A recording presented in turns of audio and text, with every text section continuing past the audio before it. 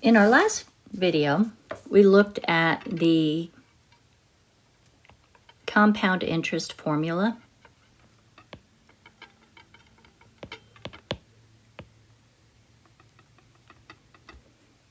A equals P times 1 plus R over M to the MT power.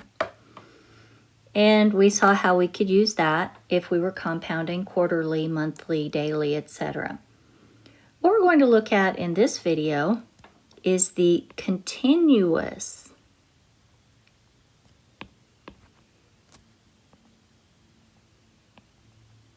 compound interest formula.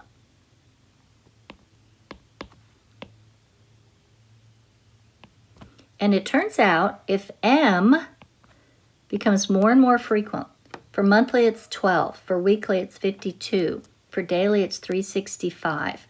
So if I let M get larger and larger and larger, in other words, go to infinity, this function, this formula, will go to this equation. And that's actually where E comes from. The number E comes from. It comes from taking the limit of this as M goes to infinity. But we're not going to worry about it in this class. You're just going to memorize this formula. So if I have a problem, and again, A is your future value, P is your present value, what you start with. R is your interest rate expressed as a decimal, and T is time in years. Notice I don't write E equals. E is a number. It's a number, just like 5 is a number or 2 is a number. It's a number approximately equal to 2.7, but we're not going to worry about that at this point because we can use that E on our calculators. And I'll show you how to do that when we get to that point. So let's say that I'm going to invest $3,000 at 2.7% interest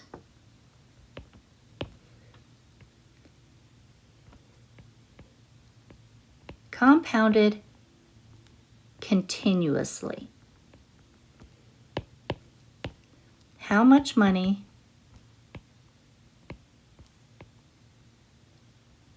will I have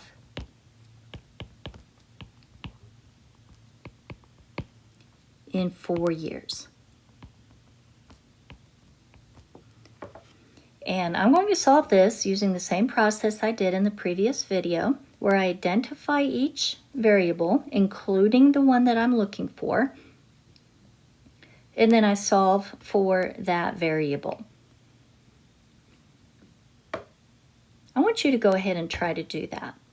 Identify each variable, write the formula that we're using, plug all the numbers into the formula, and then turn your video back on and we'll look at how we can plug that into the calculator to get our result.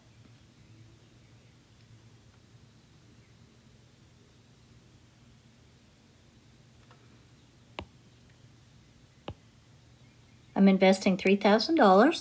That's what I'm starting with.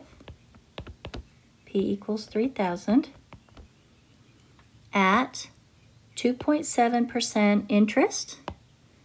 So R equals 0.027. Compounded continuously. Now that tells me I do not have an M. I don't have M equals 4 for quarterly or M equals 365 or daily, etc. As soon as I see this word continuously, that immediately tells me that I am using my continuous interest formula, which is this. Then I'm saying how much money will I have? That's my future value. That's what I do not know. And then in 4 years, that tells me T equals 4.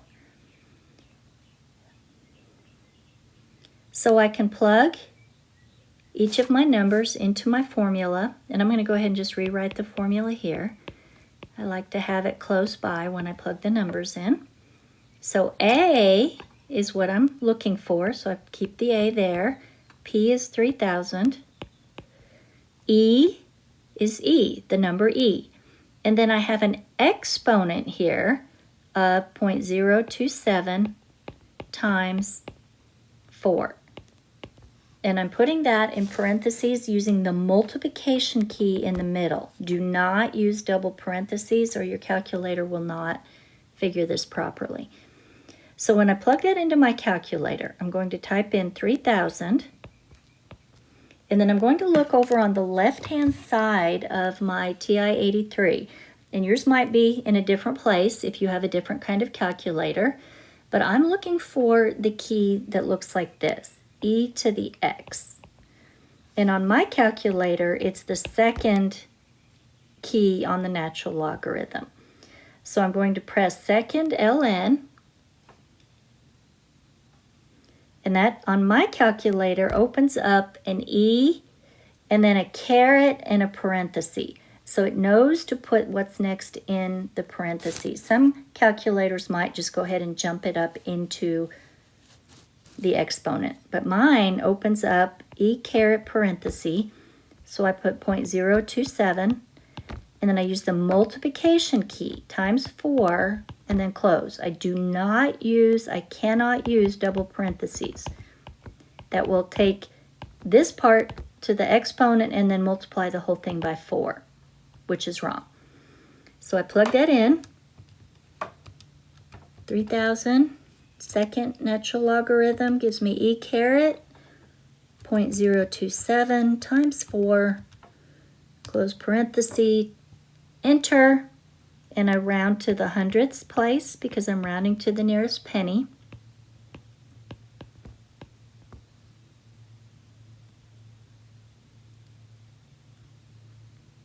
And I have 143, and I'm rounding to the hundredths place. 3 is less than 5, so I keep the 4.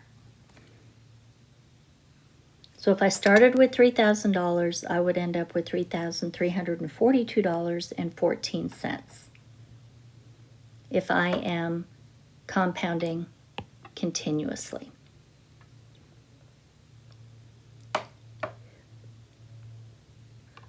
Let's say that we have a different problem here.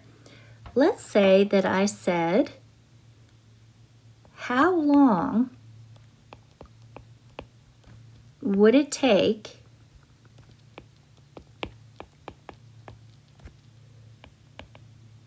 for $5,000 to grow to $6,000 at 3.1% continuous interest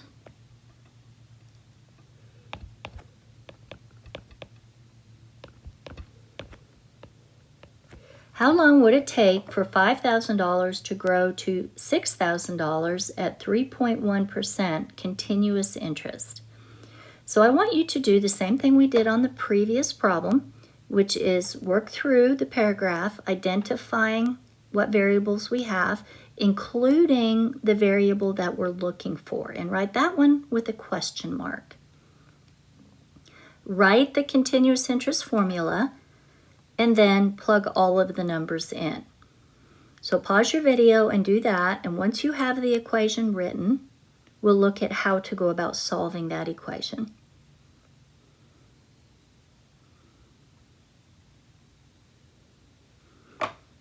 Okay, the first piece of information I have is how long would it take? That's asking me what is the time. So my variable on this one is time. The 5,000 is what I started with, P. The 6,000 is what I ended up with, A. The rate, 3.1%, 0.031. And it's continuous interest. So that tells me that I am using A equals P e to the RT formula. So I plug all of my numbers in. I put the 6,000 in place of the A, the 5,000 in place of the P, the E is just the number E, and then my exponent is 0.031 times T. All right, so we have an equation here. And notice that my variable is in the exponent. That makes this an exponential equation. In a previous lesson, we learned how to solve equations just like this if the variable is in the exponent. And we saw the first thing we had to do was eliminate the 5,000 by dividing, because the operation between the 5,000 and the E is multiplication. We divide on both sides by 5,000.